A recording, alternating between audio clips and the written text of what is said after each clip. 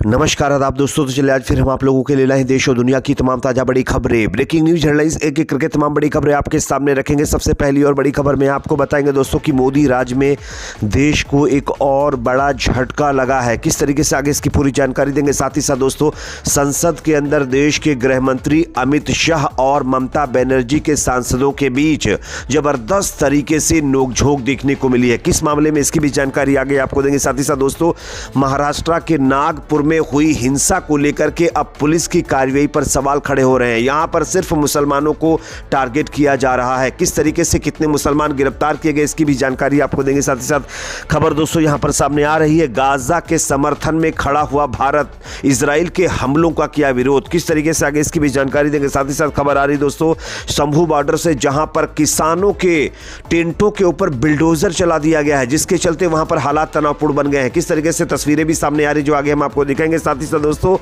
औरंगजेब की कब्र को लेकर के मचे विवाद के बीच बीजेपी को नीतीश कुमार की पार्टी ने दिया बड़ा झटका। किस तरीके से इसकी भी जानकारी देंगे। साथ ही साथ दोस्तों रमजान के महीने में इजराइल ने जिस तरीके से गाजा के ऊपर बेकसूर मजलूम गाजा वासियों के ऊपर हमले किए हैं, जिसमें सैकड़ों लोग खत्म हो चुके हैं, इसको लेकर के अब तमाम अरब कंट्रियों ने बड़ा ऐलान कर दिया इजराइल के खिलाफ, जिससे इजराइल और अमेरिका की मुश्किलें बढ़ गई हैं। इसकी भी जानकारी आपको देंगे। उससे पहले एक छोटी सी रिक्वेस्ट आपसे करेंगे, अगर ये वीडियो आपको पसंद आए तो इसको लाइक जरूर करिए। चैनल पर अगर आप नए हैं तो सब्सक्राइब करने के बाद बेल आइकन को प्रेस करना ना भूलें। आप सब जानते हैं दोस्तों कि हमारे देश में के अंदर जब से मोदी सरकार सत्ता में आई है तब से यह दावा किया जाता है कि देश में अच्छे दिन आ गए हैं और तमाम लोग अच्छे दिन में जी रहे हैं और लोगों को किसी तरीके की कोई दिक्कत नहीं, लोग बड़े खुश हैं। लेकिन इसके उलट बिल्कुल भी जो रिपोर्ट सामने आई है वो मोदी सरकार के पक्ष में नहीं आई है। मैं आपको स्क्रीन पर दिखाना चाहूंगा, ये रिपोर्ट देखिए। वर्ल्ड हैप्पीनेस इंडेक्स की रिपोर्ट आई है, जिसमें 147 देशों की लिस्ट में भारत इस बार 118वें स्थान पर चला गया है, जबकि भारत का पहले ये स्थान काफी कम था। अब भारत 118वें स्थान पर पहुंच गया है। और सबसे चौंकाने वाली बात तो यह है कि 2025 की लिस्ट में पाकिस्तान 109वें नंबर पर है, जबकि नेपाल 92वें स्थान पर है। यानी हमारे देश से ज्यादा खुश जो पब्लिक है वो पाकिस्तान और नेपाल के अंदर है। हमारे देश की पब्लिक खुश नहीं है। और ये जो है वर्ल्ड हैप्पीनेस इंडेक्स की रिपोर्ट बता रही है। और इस रिपोर्ट से एक चीज तो स्पष्ट हो गई है दोस्तों, जो दावे मोदी सरकार में किए जाते हैं वो दावे पूरी तरीके से खोखले दिख रहे हैं। और हमारे देश में हिंदू मुसलमान के नाम पर सिर्फ लोगों को लड़वाया जा रहा है। उसी की वजह यह है कि आज देश के अंदर लोग बेरोजगारी और महंगाई से जूझ रहे हैं, उस पर कोई बातचीत नहीं हो पा रही है। एक और खबर दोस्तों सामने आ रही है जो कि काफी अहम है। गृह मंत्री अमित शाह के खिलाफ टीएमसी सांसदों ने खोला मोर्चा। सांसद के मतलब जो है अंदर ही किस तरीके से टीएमसी सांसद और अमित शाह भिड़े हैं, इसको लेकर के भी एक नया अपडेट सामने आया है। मैं आपको स्क्रीन पर खबर दिखा रहा हूं, आप देख सकते हैं। राज्यसभा में बुधवार को जमकर हंगामा हुआ। दरअसल सदन में गृह मंत्री अमित शाह किसी मुद्दे पर बोल रहे थे। इसी बीच टीएमसी सांसद साकेत गोखले ने उन्हें रोका और सीबीआई और ईडी के सरकार के इशारों पर काम करने का आरोप लगा दिया। साकेत गोखले ने सवाल उठाए और इसी को लेकर के अमित शाह झल्ला गए। इस बात पर गृह मंत्री अमित शाह नाराज हो गए। उन्होंने कहा कि गृह मंत्रालय पर चर्चा हो रही है, लेकिन साकेत गोखले बात कर रहे हैं ईडी और सीबीआई की, जबकि दोनों सुरक्षा एजेंसी उनके अंतर्गत नहीं आती हैं। अमित शाह ने आगे कहा कि अगर फिर भी वह इस मुद्दे को सदन में लाना चाहते हैं तो मुझे भी मौका दिया जाए, मैं संसद में हर सवाल का जवाब दूंगा। और इसी को लेकर के साकेत गोखले जो टीएमसी के सांसद हैं उनके बीच और गृह मंत्री अमित शाह के बीच जबरदस्त तरीके से नोकझोंक देखने को मिली है।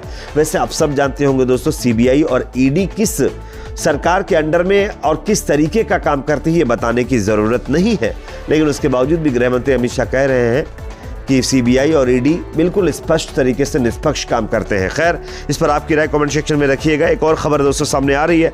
नागपुर के अंदर जिस तरीके से एक चादर जलाने को लेकर फसाद हुआ, उसमें अब आरोप जिस तरीके से लगाए जा रहे हैं कम्युनिटी के ऊपर और जिस तरीके से पुलिस की कार्रवाई हो रही है उस पर अब सवाल खड़े होने लगे हैं। किस तरीके से आप स्क्रीन पर देखिए।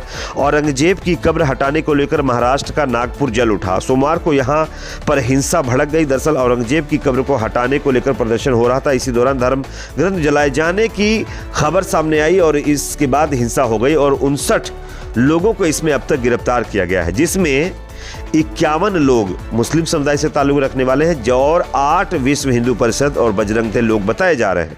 विश्व हिंदू परिषद और बजरंग दल पर धार्मिक भावनाओं को ठेस पहुंचाने का आरोप लगा है। पुलिस ने दोनों संगठनों के कुछ पदाधिकारियों के खिलाफ मामला दर्ज किया है। एक पुलिस अधिकारी ने बताया कि गणेश पेट थाने में महाराष्ट्र और गोवा के वीएचपी के प्रभारी सचिव गोविंद शेंडे और अन्य के खिलाफ प्राथमिकी दर्ज की गई है। लेकिन सबसे चौंकाने वाली बात तो यह है कि इसी बीच मामले में एफआईआर की एक कॉपी भी सामने आई है जिसमें 51 आरोपियों का नाम सामने आया है। अब तक कुल 46 आरोपियों को गिरफ्तार किया गया है जिसमें सब के सब मुसलमान बताए जा रहे हैं। अब सवाल यह खड़ा होता है कि जिस हिंसा की जड़ विश्व हिंदू परिषद जैसे संगठन हो, उससे जुड़े हुए लोग हों, और उसके बाद जब फसाद हो जाता है, जब कार्रवाई की बात आती है, तो एक समुदाय के लोगों को ही क्यों अरेस्ट किया जाता है? ये लोगों की तरफ से सवाल खड़े किए जा रहे हैं। वैसे आप सब जानते हैं जहां जहां बीजेपी की सरकारें हैं वहां पर आरोप और उसके बाद कार्रवाई के नाम पर किन लोगों को टारगेट किया जाता है ये बताने की जरूरत नहीं है। एक और खबर दोस्तों यहां पर सामने आ रही है। भारत ने गाजा के समर्थन में एक आवाज उठाई है। किस तरीके से आप देख सकते हैं, गाजा में एक बार फिर इजराइल की ओर से किए जा रहे हमले को लेकर के भारत ने बुधवार को कहा है कि वह गाजा की स्थिति को लेकर चिंतित है। भारत ने संघर्ष प्रभावित फलस्तीनी क्षेत्र के लोगों को मानवीय सहायता उपलब्ध कराने की अपील भी कर दी है। भारत की यह टिप्पणी ऐसे समय में आई है जब इजराइल ने मंगलवार को गाजा में भीषण हवाई हमले किए हैं। विदेश मंत्रालय ने कहा कि हम गाजा की स्थिति को लेकर के चिंतित हैं। यह महत्वपूर्ण है कि सभी बंधकों को रिहा किया जाए। बयान में यह भी कहा गया कि हम गाजा के लोगों को मानवीय सहायता की आपूर्ति जारी रखने का भी आह्वान करते हैं और बाकायदा इसका स्टेटमेंट हमारी सरकार की तरफ से जारी करके फलस्तीनियों के लिए स्टैंड लिया गया है। एक और खबर दोस्तों यहां पर सामने आ रही है। किसान आंदोलन, शंभू बॉर्डर के अंदर किसानों के टेंट के ऊपर बिल्डोजर चला दिया गया है, जिसके बाद यहां पर हालात तनावपूर्ण बन गए। आप स्क्रीन पर खबर देख सकते हैं। चंडीगढ़ में किसानों और केंद्र सरकार की वार्ता फेल होने के बाद पंजाब पुलिस ने हरियाणा और पंजाब के शंभू और खनौरी बॉर्डर पर किसानों को वहां से हटा दिया है। 13 महीने से यहां पर धरना दे रहे किसानों पर पंजाब पुलिस का बिल्डोजर एक्शन देखने को मिला है और यहां पर पुलिस ने बुधवार रात ज्यादातर टेंट और तंबू उखाड़ दिए हैं। अभी मौके पर सिर्फ ट्रॉली मौजूद है जिन्हें भी बुधवार सुबह सुबह हटाया जा रहा है। यहां पर थोड़ा आगे जाकर एक यार्ड बनाया गया है जिसमें ट्रॉली के साथ साथ किसानों का सामान जो है तंबू से उठाकर यहां रखा गया है।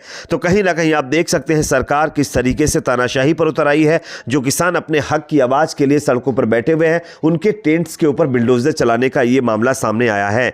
एक और खबर दोस्तों सामने आ रही है। औरंगजेब के मसले पर बीजेपी को जेडीयू नीतीश कुमार की पार्टी ने दिया बड़ा झटका। किस तरीके से आप देखिए, नागपुर हिंसा घटना मामले पर जेडीयू नेता केसी त्यागी की प्रतिक्रिया सामने आई। उन्होंने कहा है कि औरंगजेब एक आक्रामक हमलावर था जिसने कई संस्थानों को नुकसान पहुंचाने का काम किया। उनके कार्यकाल को अच्छा कार्यकाल नहीं माना जा सकता, लेकिन हमारे भारतीयता में किसी कब्र का या मुर्दे से छेड़छाड़ की परंपराएं नहीं है। ऐसा रामायण और महाभारत में भी वर्णित है। तो क्यों औरंगजेब की कब्र को लेकर अब विवाद खड़ा करने की कोशिश की जा रही है? आखिर क्यों ऐसा किया जा रहा है? तो कहीं ना कहीं बीजेपी नेताओं को आईना दिखाने का काम जो है नीतीश कुमार की पार्टी जेडीयू की तरफ से किया गया है।